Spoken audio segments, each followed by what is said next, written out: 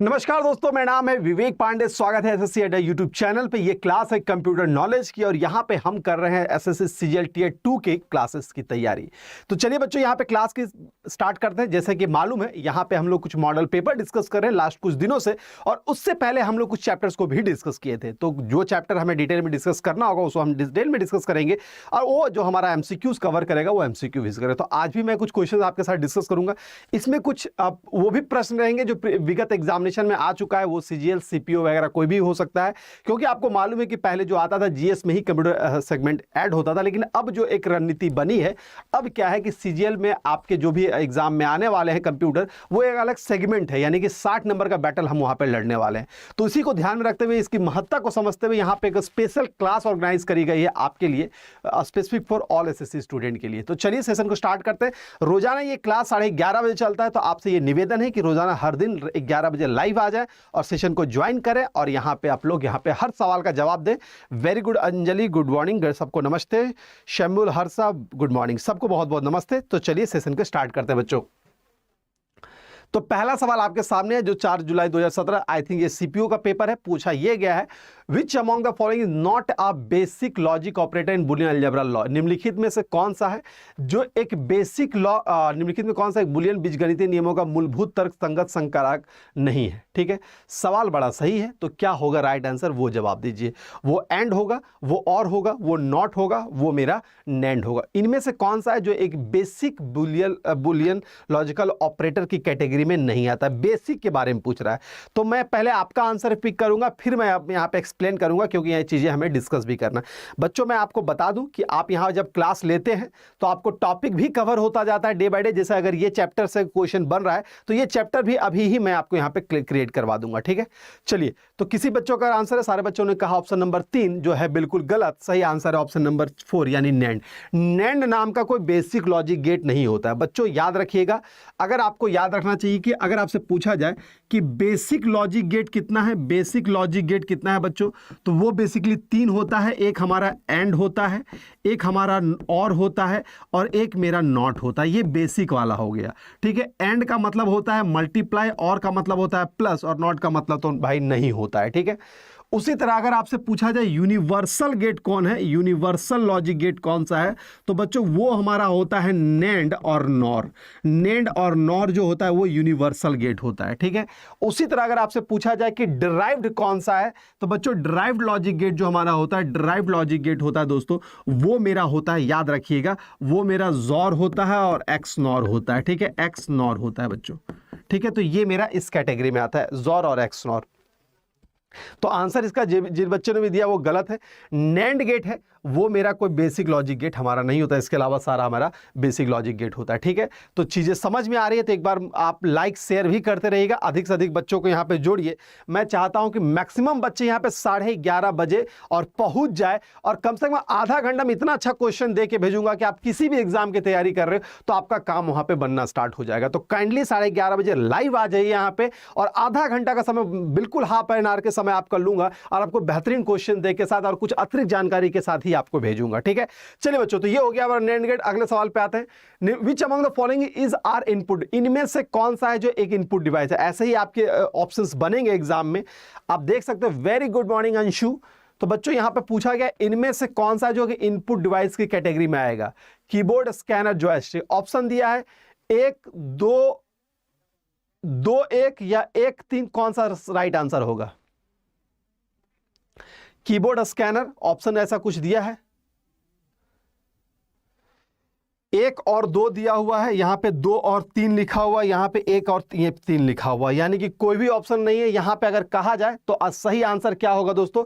ये भी आपका इनपुट डिवाइस है, ये भी आपका इनपुट डिवाइस है, और ये भी आपका, ऑल ऑफ द अबव होगा। अगर ऑप्शन में रहता कहीं ऑल तो वो राइट आंसर, तो ऑप्शन में शायद नहीं है, तो कोई बात नहीं, ये तीनों का तीनों मेरा इनपुट डिवाइस है। ऐसे करके ऑप्शन आपको सजा के वहां पे मिला जाएगा। जो भी ए बी बोल रहे हो गलत है। क्यों?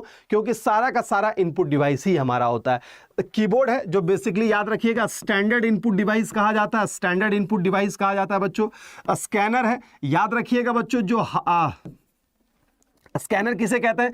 जो बेसिकली हार्ड कॉपी को सॉफ्ट कॉपी में बदलता है बच्चों।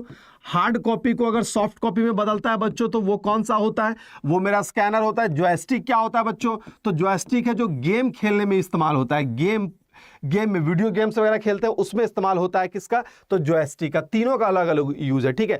थोड़ा कीबोर्ड के बारे में और आप जानकारी आपको मैं दे दूं, कीबोर्ड के बारे में याद रखिएगा।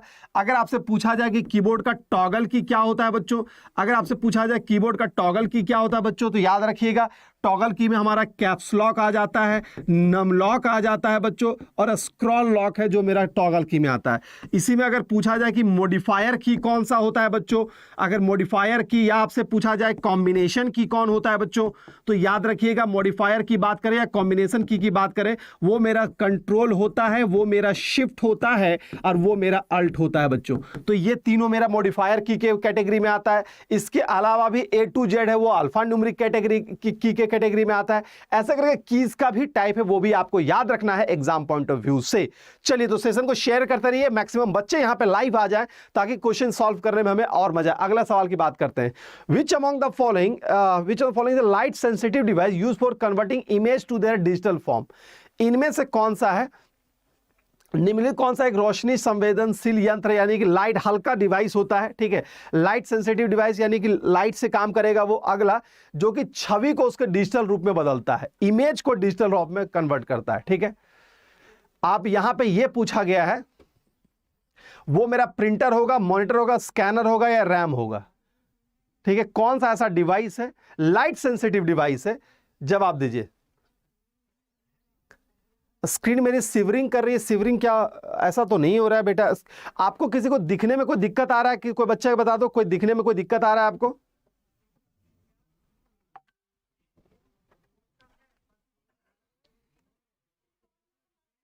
चलिए, तो सारे बच्चों ने आंसर दिया। अरे मेरे बच्चा अभी बताए हैं, ठीक है, इमेज को डिजिटल फॉर्म में कन्वर्ट करता है। क्या यार, बिल्कुल शिक्षा का जो सीखा या शिक्षा जिसने बोला वो स्कैनर। अभी इसके बारे में बताए, क्या जो मैं बोलूं अभी इसके बारे में जिक्र किया हूं। सिंपल सा बात है दोस्तों, इमेज मेरा क्या था, तो हार्ड कॉपी में था, ये हार्ड कॉपी में था, उसको डिजिटल फॉर्म में यानी कि सॉफ्ट कॉपी में कन्वर्ट करना है, डिजिटल को सॉफ्ट कॉपी में, तो स्कैनर ही होगा ना। इसका उल्टा रहता तो यहां पे हमारा प्रिंटर होता, लेकिन पूछ रहा है इमेज को सॉफ्ट कॉपी में कन्वर्ट करना है। दूसरा बात है इमेज को सॉफ्ट कॉपी में कन्वर्ट करना, दूसरी बात। और यहां पे लिख चुका है लाइट सेंसिटिव डिवाइस, तो देखते हो कभी स्कैनर हो तो लाइट जैसा चलता है एकदम, लाइट वहां पे एक लाइट छोड़ता है जब स्कैन किया जाता है, तो नोटिस करना उसमें भी। तो क्वेश्चन में ही उसका आंसर था। थोड़ा सा क्वेश्चन पढ़ो बेटा, आप इनपुट आउटपुट ही है, बहुत बड़ा चीज नहीं है, लेकिन आप फंसोगे इतना तो गारंटी है। इसलिए मैं बार बार रिवीजन करवा रहा हूं, बार बार प्रैक्टिस करवा रहा हूं, अच्छे अच्छे सवाल मैं करवा रहा हूं। तो काइंडली आप यहां पे समझिए क्वेश्चन को। मैं 2 मिनट का समय दे दूंगा, पढ़ लेना क्वेश्चन को, ठीक है। अगले प्रश्न पे, एनी डेटा और instruction inter into the computer into the memory of computer is called? इनमें से कौन सा ऐसा डिवाइस है या कोई भी डेटा या निर्देश जो कि कंप्यूटर की मेमोरी में डाले जाते हैं उन्हें कहते हैं? कंप्यूटर को जो दिया जाता है उसको क्या कहा जाता है?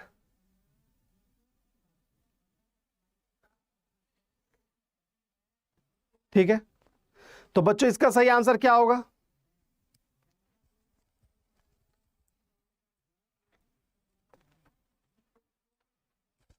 राइट आंसर क्या है बच्चों? बिल्कुल सही जवाब। यहां पे अगर कह रहा है data instruction inter into the computer memory is called input.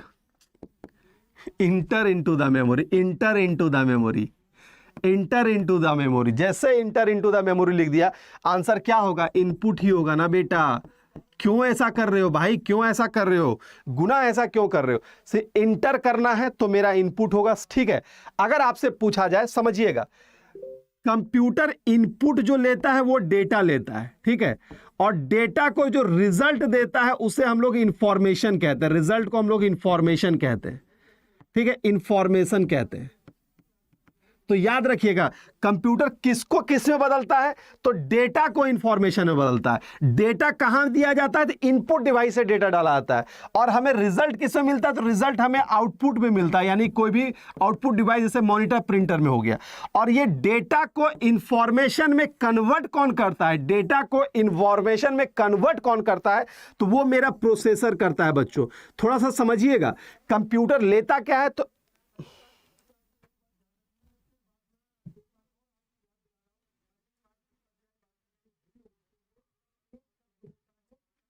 चलिए डेटा को सिंपल सा बात है, कंप्यूटर लेता क्या है, तो डेटा लेता है एज अ इनपुट, वो देता क्या है, तो इंफॉर्मेशन देता है as a result, as a output. लेकिन डेटा को इंफॉर्मेशन में कन्वर्ट कौन करता है, तो वो मेरा करता है प्रोसेसर। ये तीनों सिस्टम को समझिएगा। डेटा जो रॉ फैक्ट एंड फिगर होता है, जो उसको डेटा कहते हैं, जो एज ए इनपुट हम लोग सिस्टम को देते हैं। इंफॉर्मेशन जो हमें रिजल्ट मिलता है, जो हमें आउटपुट मिलता है, उसे हम लोग रिजल्ट इंफॉर्मेशन कहते हैं, और उसे हम लोग आउटपुट डिवाइस के माध्यम से देखते हैं। तीसरा, ये डेटा को इंफॉर्मेशन में कन्वर्ट कौन करता है दोस्तों, तो डेटा को इंफॉर्मेशन में कन्वर्ट करता है हमारा प्रोसेसर ही करता है। ठीक है, चलिए अब आते हैं अगले प्रश्न पे। अगला प्रश्न बढ़ने से पहले मैं बता दूं, वो बच्चे जो सीजीएल टीयर 2 की तैयारी कर रहे हैं उनको मैं बता दूं, आपका बैच जो है वो 23 दिसंबर से स्टार्ट हो चुका है। और ये बैच रोजाना क्लास है, मेरी जो क्लास है अभी 12 PM पे 12 PM पे रोजाना क्लास चलती है, यानी ये क्लास लेने के बाद मैं इसी क्लास में जाऊंगा। तो टीयर 2 का बैच चल रहा है, वो बच्चे जो सिर्फ टीयर 2 की तैयारी करते हैं वो इस बैच से इनरोलमेंट लीजिएगा। और वो बच्चे जो जिनकी ये चाहत है कि 2023-24 के जो एग्जाम होने वाले एसएससी का उसको सबको कवर करना है, तो दोस्तों आपको एसएससी महापैक में इनरोल करना चाहिए। आप जैसे एसएससी महापैक में इनरोल करेंगे, एसएससी की कैटेगरी में जितना भी एग्जाम होता है, सीजीएल, सीएचएसएल, एमटीएस, जीडी, ये सब की क्लासेस आपको महापैक में मिल जाती है। पहला तो ये हो गया।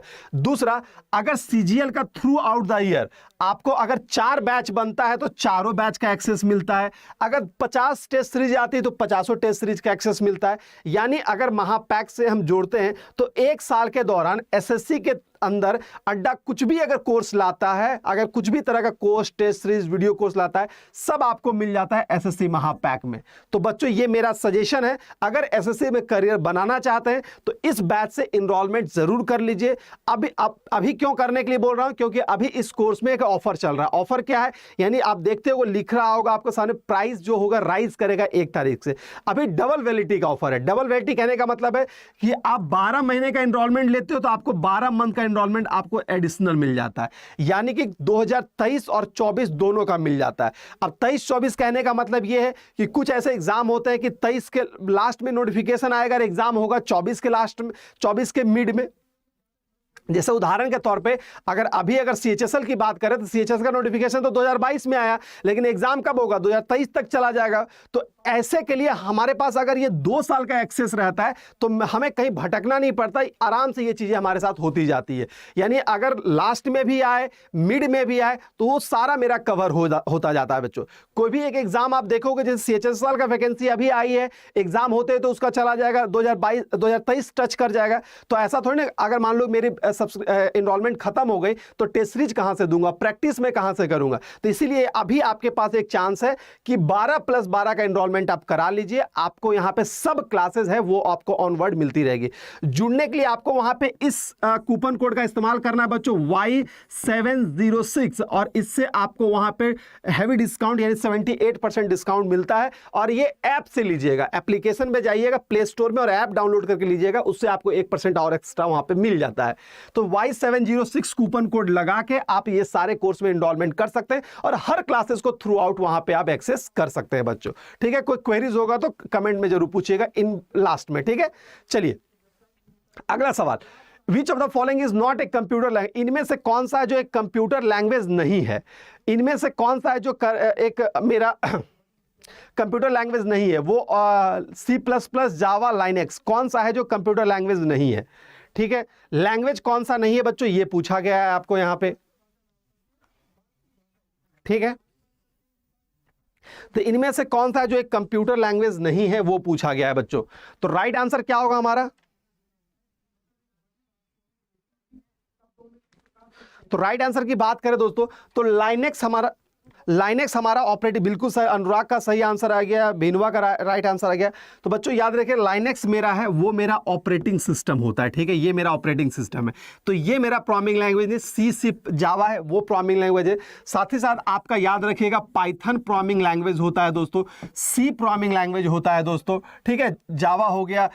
एसक्यूएल को भी हम लोग क्वेरी लैंग्वेज कहते हैं दोस्तों, एसक्यूएल मेरा क्वेरी लैंग्वेज हो गया। इसके अलावा कोबोल हो गया, वो भी प्रोग्रामिंग लैंग्वेज होता है। पास्कल होता है, वो भी प्रोग्रामिंग लैंग्वेज होता है दोस्तों, ठीक है। ये ETC ऐसा करके ये सारे प्रोग्रामिंग लैंग्वेज है। लेकिन लाइनेक्स हो गया, यूनिक्स हो गया, ठीक है, आपका एंड्रॉयड हो गया दोस्तों, आपका विंडो हो गया, आपका iOS हो गया, आपका मैक OS हो गया, ये सब क्या है? तो ये सब मेरा ऑपरेटिंग सिस्टम है। तो क्या किस कैटेगरी में आता है वो याद रखिएगा, बिल्कुल सब कैटेगरी याद रखिएगा कि कौन किस कैटेगरी में आता है। और एक बात और बहुत अच्छा, एक बच्चा भी कमेंट में बोला लाइनेक्स क्या है, तो ये मेरा ओपन सोर्स ऑपरेटिंग सिस्टम है, ये मेरा ओपन सोर्स ऑपरेटिंग सिस्टम है। अब आपके दिमाग में आएगा सर ये ओपन सोर्स क्या होता है? तो दोस्तों अगर मैं बात करूं तो ये ओपन सोर्स कहने का मतलब वो सॉफ्टवेयर जो आपको फ्री में मिल जाता है, पूरे ओरिजिनल कॉपी, वो हमारा ओपन सोर्स कहा जाता है। जैसे लाइनेक्स आपको फ्री का मिल जाएगा ये सॉफ्टवेयर, ठीक है, पैसे नहीं देने पड़ते, ये लाइनेक्स हो गया। एक सॉफ्टवेयर आता है उबंटू, आप साइट में जाके अभी ऑर्डर करोगे तो घर आपका ओरिजिनल CD भेज देता है उबंटू, यही लाइनेक्स का एक कॉपी होता है, तो वो आपको भेज देगा घर में फ्री का। हमारा एंड्रॉइड भी फ्री है, ठीक है, एंड्रॉइड भी ओपन सोर्स में ही आता है। तो वो सॉफ्टवेयर जिसका सोर्स कोड भी हमको फ्री में मिल जाता है, ओरिजिनल सॉफ्टवेयर भी फ्री में मिल जाता है, उसे हम लोग ओपन सोर्स कहते हैं। और वो सॉफ्टवेयर जिसको हमको पैसे देने पड़ते हैं वो या तो क्लोज सोर्स सॉफ्टवेयर कहा जाएगा, या तो उसे पेड सॉफ्टवेयर कहेंगे, या तो फिर उसे प्रोप्राइटर सॉफ्टवेयर कहेंगे। तो ये सॉफ्टवेयर की अलग अलग कैटेगरीज होती है, आप इसके बारे में जरूर ध्यान से पढ़िएगा, आपके लिए बहुत ही ये खास होगा, ठीक है। चलिए आगे की बात करते हैं बच्चों। Which of the following language is used for computer to process data? निम्नलिखित में किस भाषा का योग का प्रयोग कंप्यूटर द्वारा डाटा संसाधित करने के लिए किया जाता है? इनमें से कौन सा ऐसा लैंग्वेज है जिसका उपयोग कंप्यूटर करता है? मेरी क्लास रेगुलर यहीं पे आती है बच्चों, रेगुलर यहाँ पे 11:30 बजे मेरी क्लास आती है, यूट्यूब पे आ जाइएगा। और 12 बजे मेरा पेड बैच चलता है, SSC CGL का भी चल रहा है, ठीक है। तो वहाँ पे जैसे मैंने पहले बता दिया था, जुड़ने के लिए आप इस कूपन कोड का इस्तेमाल करके जुड़ जाइएगा, आपको वो क्लासेस सारी मिल जाएगी, ठीक है। और भी कोई क्वेरीज होगा तो मुझे कमेंट बॉक्स में जरूर दीजिएगा। बहुत अच्छा, बहुत अच्छे बच्चों का सवाल आया है। तो निम्नलिखित कौन सा है जो प्रोसेस करता है बच्चों? वो मेरा बाइनरी है। बाइनरी यानी कि कंप्यूटर जो होता है वो 0-1 में ही समझता है, और इसे हम लोग कहते हैं बाइनरी। अब बाइनरी के बारे में थोड़ा समझ लीजिए, वो नंबर जो 0 या 1 से बना है उसे बाइनरी कहते हैं। टोटल 2 नंबर होता है, इसका पावर भी 2 होता है, इसका बेस भी 2 होता है। जो 0-1 से मिलकर बना होता है उसे बाइनरी नंबर कहते हैं बच्चों। और इसे हम लोग मशीन लैंग्वेज भी कहते हैं। मशीन लैंग्वेज किससे बना होता है दोस्तों? अगर ये पूछा जाए तो याद रखिएगा मशीन लैंग्वेज भी हमारा 0-1 से ही मिलकर बना होता है बच्चों। तो वो मेरा हो गया बाइनरी नंबर, ठीक है। ये प्रोसेस इसमें नहीं होता, ये सब में प्रोसेस नहीं होता है। आगे की बात करते हैं, अगला सवाल है, इनमें से कौन सा है जो एक आउटपुट डिवाइस है? इनमें से कौन सा है जो एक आउटपुट डिवाइस है दोस्तों? CGL का जो पेड बैच चल रहा है वो 12 बजे चलता है, अभी जस्ट इसके बाद चलेगा, और 11:30 बजे यूट्यूब पे चल रहा है, मैं आपको बता देता हूं, ठीक है। 12 बजे पेड क्लास चल रहा है और अभी हमारा चलता है YT क्लास, ठीक है। तो वहां पे कंप्लीट बैच पढ़ा रहा हूं मैं। तो बच्चों यहां पे देख सकते हैं इनमें से कौन सा है बच्चों जो एक output device, which of the following is, इनमें से कौन सा जो एक आउटपुट डिवाइस की कैटेगरी में आएगी? सारे बच्चे कह रहे हैं 3 नंबर बिल्कुल सबका है। आंसर होगा बोथ 2 and 3, यानी option number 3 is the right answer. यानी ये भी आउटपुट है और ये भी आउटपुट है, ठीक है। स्पीकर मालूम है, प्लेटर, प्लेटर जो होता है, बड़े बड़े बैनर और फ्लैग्स जो बनते हैं उसे हम लोग कहते हैं प्लेटर, ठीक है।